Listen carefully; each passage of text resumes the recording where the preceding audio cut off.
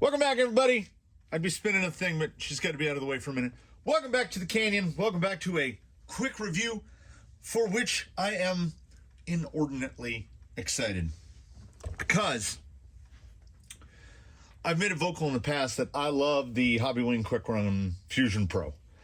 I love the Hobbywing Quick Run Fusion Pro because it is as close to plug and play as you can get.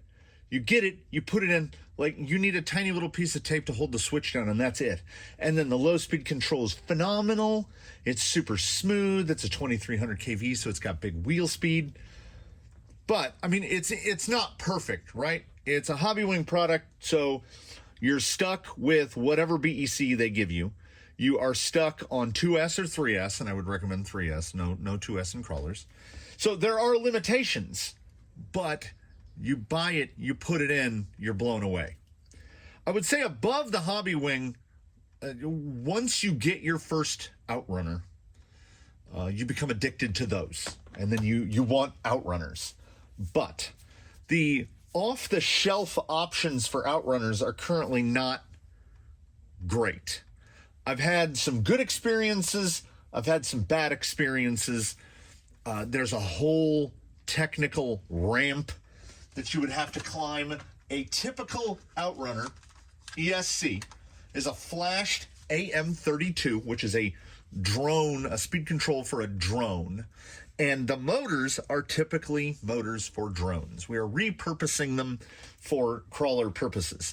So like if you need to make any adjustments to that speed control, you have to get one of these. You've got to get an Arduino, and then it's like, I think it's these 3 pins right over here, and you got to plug it in. And there's a whole rigmarole. And sometimes some software doesn't work with other software. Sometimes you want to grow hair so that you can tear it out. But we are moving forward into the future where we have things like the Hobbywing Fusion Pro, and now we have things like fresh out of the envelope, which was shipped from AliExpress, but simply the shipper at the top said, Jane. So brought to me by Jane, Rhino ESC, the VE80A, which is a basically ready-to-go outrunner speed control. And I think perhaps most importantly, okay, there's a lot to talk about the, what did I say it was, the VE80A? There's a lot to talk about when it comes to the VE80A. There we go. Okay, let's start off. I don't want to bury the lead. It's got a programmer, like a dedicated programmer. You just plug the thing in, you plug it into a PC, and we'll do that after we get it hooked up in our test vehicle of the day. And our test vehicle of the day will not be the ordinary test vehicle. It will not be baseline for one primary reason. The outrunner motor that I have on hand to test this with is, as I said, a drone motor. So it has a 5mm shaft, and I don't own a 48 pitch 5mm rotor pinion. So be aware of that. If you're buying cheap outrunners, I'm getting ahead of myself. We've got a programmer. We've got an 80 amp speed control. All comes pre-assembled, pre-wired. It's got the capacitors. It's got a heat sink. There's your wires for your, as it says on the product descriptions page, your senseless motor. Unlike most drone speed controls, this one has a power switch. There's your power. There's your regular Futaba connector. Right in here are a pair of dip switches. You can see them just above my finger. This thing has an adjustable internal BEC from 5.2 to, I think it's 8.2, which is a strange pick, but 5.2 to 8.2, and let's see if we can get the focus. Max 10 amps. So that is effectively having an external BEC mounted internally. At this point in this quick review, I would say the drawback, it is not stated as being waterproof. But that's not really a drawback if you don't own an outrunner, because an outrunner is called an outrunner because here's the motor plate and there's the pinion, and you notice when the pinion turns, the motor turns at the same time. So the whole thing is wide open. I would not recommend this type of motor to be a thing. This is not for your mud bogger. This thing is for extreme low speed control, and torque. We will talk about the torque. Oh, also, lest I forget, Rhino ESC 80 amp 2S to 8S. Yes, ladies and gentlemen, this speed control will operate on up to 8S, and as it has an internal 10 amp BEC, it is effectively one of the only speed controls in my possession that I don't require a direct power servo, because you can run it on whatever input voltage you want. You could run this on 6S, you could run it on 8S, just put your servo in and it will handle all the servo duties for you. So they're sitting on the bench and hearing the numbers about it, it sounds particularly amazing, yes, to me as well. So Rusty, being a TRX4, meaning I have the parts to just hot swap. I can just swap this whole array in, and this will indeed be the test power plant. This is a flash hobby. Evo 3648, so it's 36 millimeters somewhere, and 48 millimeters long. It is a 900 kV, which is particularly low, and that will be an excellent test subject for Rusty, who is ostensibly a TRX4, but he has AR-45 straight axles under him. So he does not have the gear reduction of portals. So as slow as he can go on a 1080, and what is mounted in there right now is an 85 turn motor, is right around there. And optimally, I would like more low speed control than that. With an 85 turn, we should be able to get phenomenally low wheel speed. But the 85 turn doesn't have quite the torque to move. Rusty is not a light boy because he is the TRX4s are not light. So that's as slow as we can go. He's running an 11 tooth pinion, which is the smallest that I have available to him. I could run a 9, but it wouldn't really bring his speed down that much. So he's stuck with the 11. So he is a perfect test recipient for this. And I think what I will do, we're gonna pull this thing off to the side. I'm gonna pull the required amount of screws out of this, and then I will show you just how easy it is to, it's not fusion level, but it's pretty close. A couple screws out, power plant pulls out. The outrunner it exists somewhere in between a brushed motor and a brushless motor as far as I'm concerned, because you can just reverse one of the wires and you reverse the motor direction. There's the guy. He's out running. I also think that a subclass 1 tired TRX4 with a full fendered body and an overpowered outrunner in it is delightful. So we got that there, and then we go into channel 2, and we're ready to go. I mean, that's it. We're basically ready to go. Beyond here, it's just the fine tuning, and we're gonna exhibit that as well. You plug her in. We've got the radio on. The old Fly Sky is ready to go.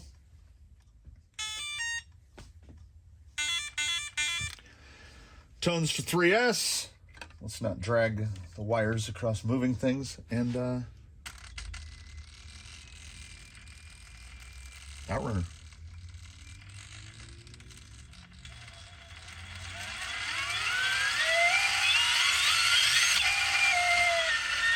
Let's make sure this isn't on the drive shaft, shall we?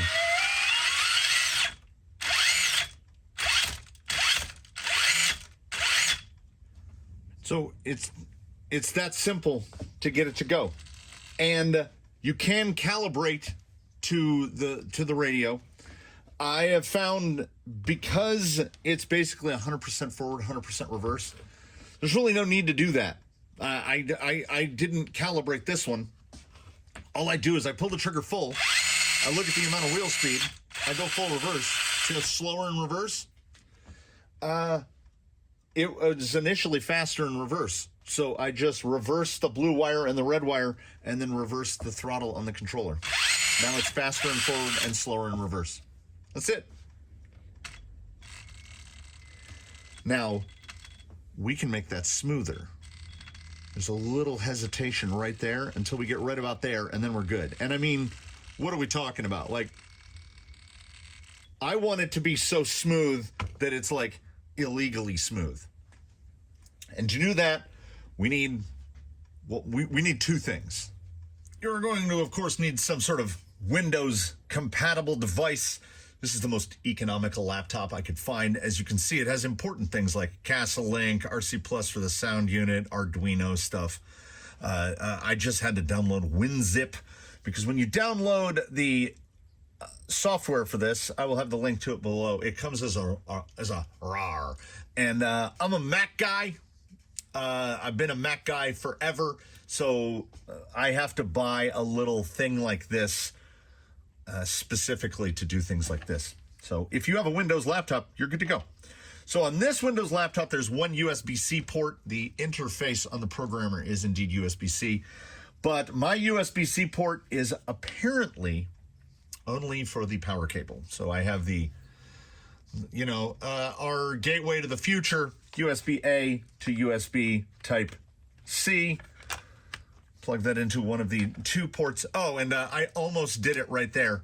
I don't recommend the microscopic ASUS, like it's like rubberized.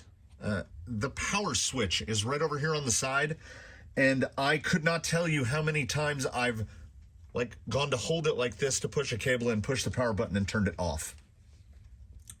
So when I tried it on a C to C, it didn't work. But as you can see right there, we got the green light. As soon as I plugged it in, it recognizes its friend. You will change your port to COM3. It is all disconnected. We're going to unplug this from power. We're going to unplug this from the receiver. This plugs into this fellow right here. Oh, and let me see if I can show it. Yeah, you can see. GND, SIG. So yellow on the signal side. I mean white on the signal side. I'm too used to them other types of connectors that use, what is it, JR uses yellow. So then we plug it in. And you'll know you've done it right if you turn on the button and you don't get a bunch of tones from the speed control. Light comes on, light is on, but no tones. So that means we click connect, and then it says read and flash settings. You click M1, and it connects to the ESC. And there it is. So here are all of your parameters that you can adjust. Brake on stop, yes. Stuck rotor protection, yes. And you can control startup power, the number of poles, the motor KV. Stopped brake level is drag brake. Oh, quiet you. You've got your startup range, you've got power mode, you've got your running brake level, which is, again, drag brake. So you have how quick the drag brake comes on, and then you have how strong the drag brake is. But the one that is important to us is motor KV, because by default they set to 2200, and we don't need that because we have a 900. And if I remember correctly, you can use the arrow keys, and you can. So you move that out of the way, and then you can go in increments of, what is that, 40? There we go, 900 kV. That's where I want to be. I don't really need to mess with anything else. You can also go in here and you can load firmwares. There are firmwares available on the Rhino ESC site. And then this, what they call servo settings. These are settings to where if you have an old radio, the deadband in old radios, I had this issue. My first ever outrunner was connected to an old Airtronics MX3X. And the deadband is so wide that I couldn't get it to calibrate unless I set the throttle trim on the actual radio itself to -90. That was the only way to get it to work. So you can come in here and tweak with the thresholds, but you got to be real careful because you can throw stuff right out the window. I don't think anyone is going to be hooking up their new Outrunner speed control to a 15-year-old radio. But if you are, you do have the option to mess with it. So everything comes pretty much set up because, as you could see, it ran right off the bat. So then all we do is we click Save Settings, and it says right up here in little print, Write EEPROM successful. And that's it. That's how easy it is to to program. You close the connection. I like to unplug the battery. We unplug from the programmer. You can't see any of it because I didn't zoom back out. So we unplug from the programmer. Move this guy over here. Take this cable again. Plug it back into channel 2. I'm just going to leave the speed control kind of wrapped up here in the front. We're not gonna hard mount anything for a minute until it's time to take it out and put it on the rocks. So let me move this. You can tell we have a very high-tech operation here, can you not? But we do have a Lazy Susan, so we got that going for us. Radio back on, power up.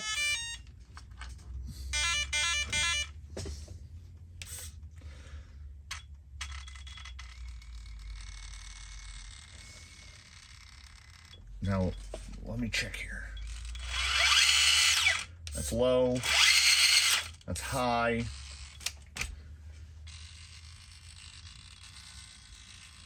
So the amount of low speed control is ridiculous.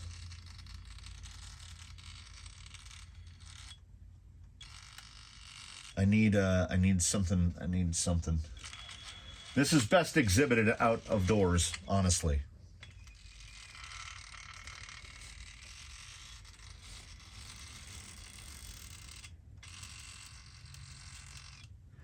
It's not like anything else. This is a different thing. It is all the strength of the electronic motor at its core. The electric motor is maximum torque at 0 RPM.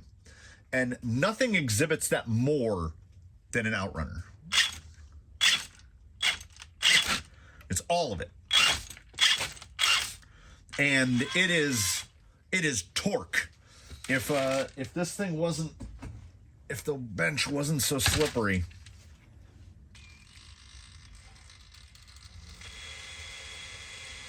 we could get some push here. Just give a little lift on it. It's all torque all day. If you've ever in your life felt, oh, I wish I had more drag brake. Why isn't this thing stronger? Why do I get stalled out? An outrunner will never do that to you. And burying leads is what we do around here. Let's put it this way. I'm gonna clean this up before we go outside. So this will be all cleaned up and stuff will be mounted. So it's not just this. Because with outrunners, you do want to keep things away from the whirly-twirly of the motor. The speed control, which I neglected to mention until right now, is $70, $69.97. And the motor you're looking at right there was about $25. So this is the cost, essentially, of a Fusion SE. And aside from more wires to tuck out of the way, and no weatherproofing is the thing. Here's your trade-off. Here's what you're trading. If you need weatherproofing, this is not for you. But you're going to shortly see its performance on rocks, taking into account that this is indeed essentially all TRX4 with AR45 straight axles and a full fendered, full inner and outer fender on 3.93 inch tall tires.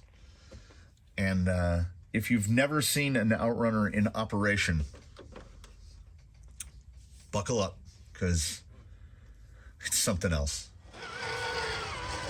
So welcome out to the wind tunnel. This is the desert. And I was thinking about this morning. I think it's always been windy here, you know? But the wind never really occurs to you until you plug in a microphone. And then you really start feeling like, man, it's windy a lot. It's just torque. Like that's the line that you pull if you can't. Straight over the kidney bean, right over the top of it. Man, my hands are dirty. Drag brake is not is not an issue here. That's just tires sliding on a somewhat dusty surface. Try to reset on this other side here. Because something potentially new that strikes me as new as of recent was very recent to the filming of this. You can see a little bit of wet still remaining on the ground. It rained dirt. Well, more like it rained sand. I want to see if you can push this without doing that. The answer is no. It was as if there was a dust storm and then it just happened to be raining at the same time. It was pretty wild. Like, everything got filthy. So everything over here has a thin sheen of dust over it. So please do forgive the bounty hunters. It just...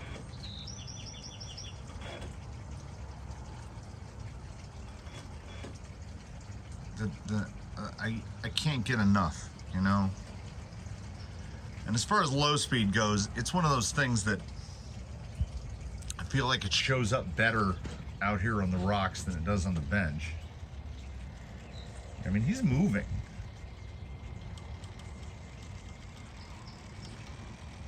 As slow as you want to go. Just hear the creaking and groaning of the suspension. And then if you don't want to go slow, you don't have to.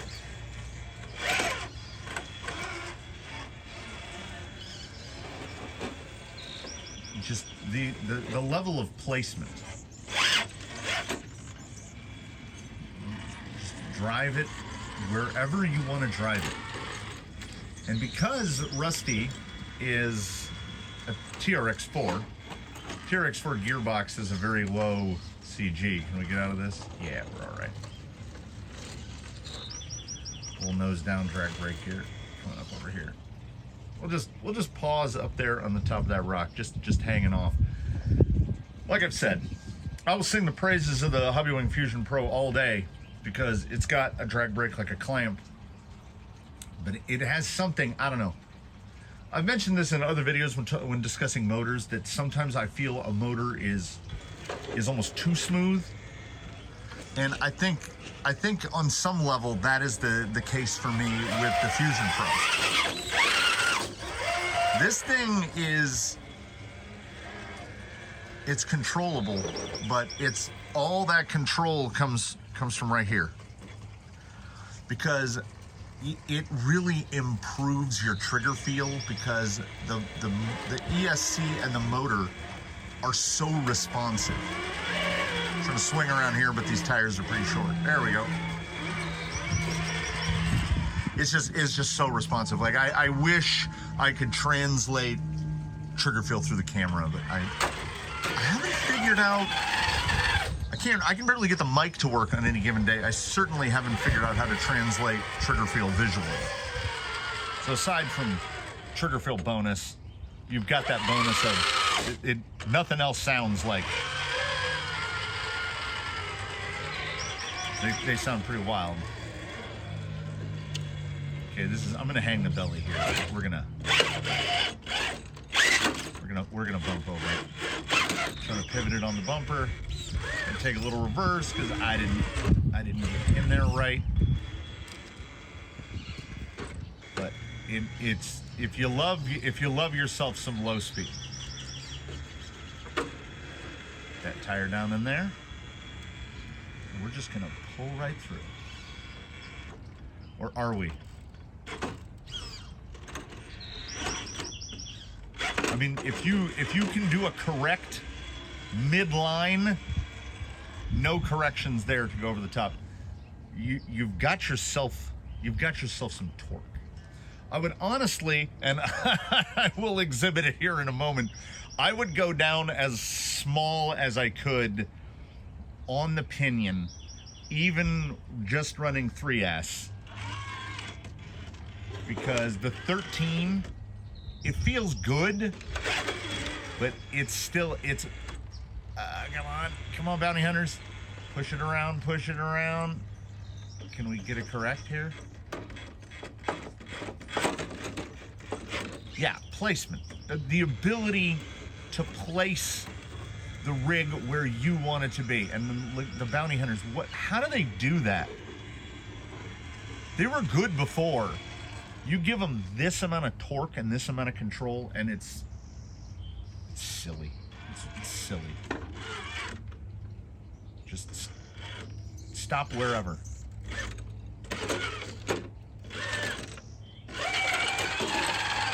So we might as well just, we're just going to do a little pan here, and we're going to zoom out, and we'll show you why I would maybe go lower than a 13. Now, that said, TRX4 gearbox with straight axle cylinder portal reduction. So I can, as you've seen, I can go real slow. But even first gear is perhaps about as fast as I would need to go if this vehicle was equipped with a single speed gearbox.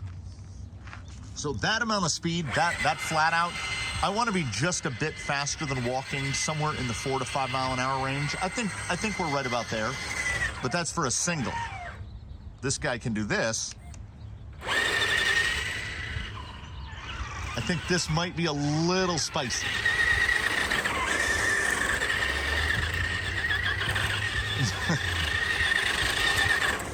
I mean, don't get me wrong, it's fun, but I don't know how much of it is functional. I would rather have the ability to go even slower than this, as mad as that might sound. And I will trade that ability to go as slow as this for going as fast as I could just now. But that's just a gearing thing. The motor can... The motor can handle it. The speed control can handle it. And here's the thing. Here's an intangible. More intangibles. We've got a whole bowl of intangibles, and one of them is the steering feel is radically improved, because I don't know if I've ever... No, I haven't. I've never had a speed control with a 10 amp internal BEC. Like, I'm used to the feel. I know what a 10 amp BEC feels like, because I've run more than my fair share of CC BECs. This feels like that. This feels like I put it's like changing the speed control. I changed the servo, and this is just your good old Amazon Blue case, but it's fast enough, and the torque level. Rusty will go wherever, whenever now. What an insane collection of parts to bring about such a result. You know, before I came out here, Rusty was chosen as the test bed purely because it was kind of amusing to me. The idea of this rig with with what I would call a big block outrunner in it, a 3648, making over 1,000 watt output on that motor, 1,300, something like that. But the more I drive it, I don't know if I can take it out. I think this stuff might have to stay in here, because look at that suspension travel. Get that position. You see that bumper hung. But we've got the sauce. Get that bumper off. Come on. Too much, Rusty, too much.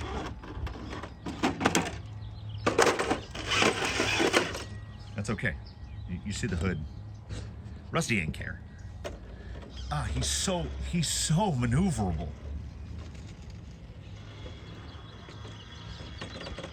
And oh, hello. The power. But it's every last ounce of it is usable. We're Austin Powers. I think I've keyholed him. Oh, maybe not.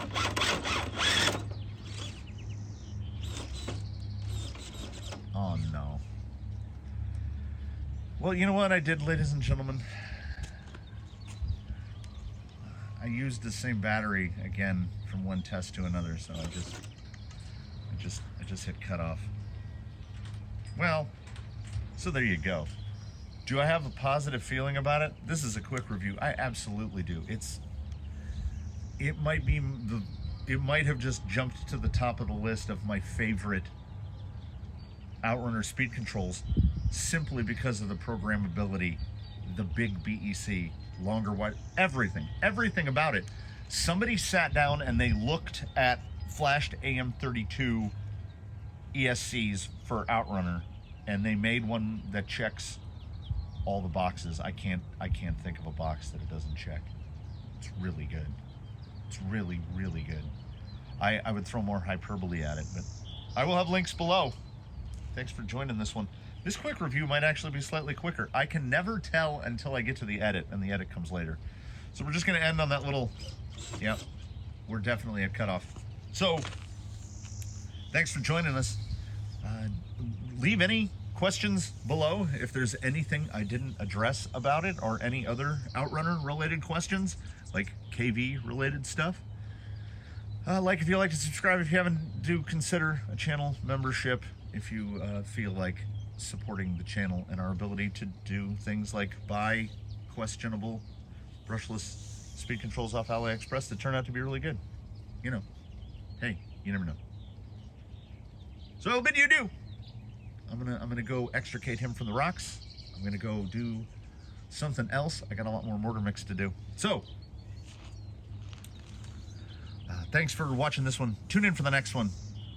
And in between now and when we meet again, please, one and all, do your very best to have a good one.